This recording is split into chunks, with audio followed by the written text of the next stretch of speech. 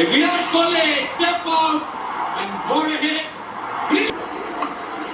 ఈసారి good football straight గా కొట్టడం చూసారు అక్కడ, అందుకే మాక్సిమం రిజల్ట్ వచ్చింది. ఈసారి హార్దిక్ పాండ్యా బిగ్ షాట్ కి ట్రై చేశాడు, టైమింగ్ ఏంగా మరి ఈ ఓల్డ్ బాల్ తో ఎంత ఎఫెక్టివ్ గా ఉంటాడంటే చెప్పలేరు. అంత effective slow one back of the hand and what a stop, brilliant stop Shadab Khan నుండి. ఈ కాంటెస్ట్ లో ఎవరి పై చేయవుతుంది, చాలా ఫైన్ గా వెళ్ళింది, బౌండరీ వస్తుంది, లాంగ్ చేంజ్ బట్ బాల్ మరోసారి extra pace off the head, beautiful quick shot. Short friendly పడుతున్నాడు కాబట్టి కంఫర్టబుల్ బౌండరీ వస్తుంది. డెఫినెట్లీ స్లోలీ ప్రెజర్ పాకిస్తాన్ వైపు వెళ్తుంది. Beautiful quick shot.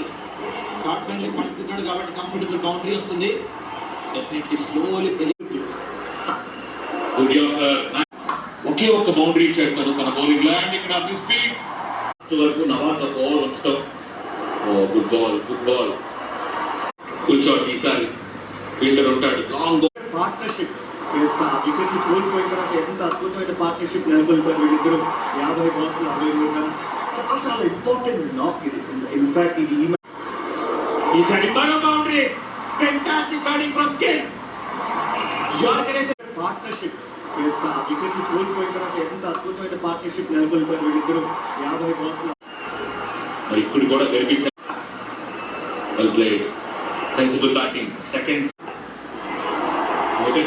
లేదు చేస్తున్నాడు మరొకసారి. వెరీ గుడ్ షాట్, కానీ delivery flick off the legs. Change of place, మరొకసారి పేస్ అనేది తీశాడు. స్పేర్ అయితే పూర్తయింది. ప్రజలకు వస్తాడు, షాట్ బాల్ దొరికింది. Is taking ball on the field వెళ్ళిందా. One ball boundary. బాగుంది, కానీ ఇది అత్యద్భుతంగా మారాలి అంటే ఇండియా మ్యాచ్ గెలవాలి. సో ఇది సెలబ్రేట్ తర్వాత చేసుకుందాం. లోపల పాటించాడు.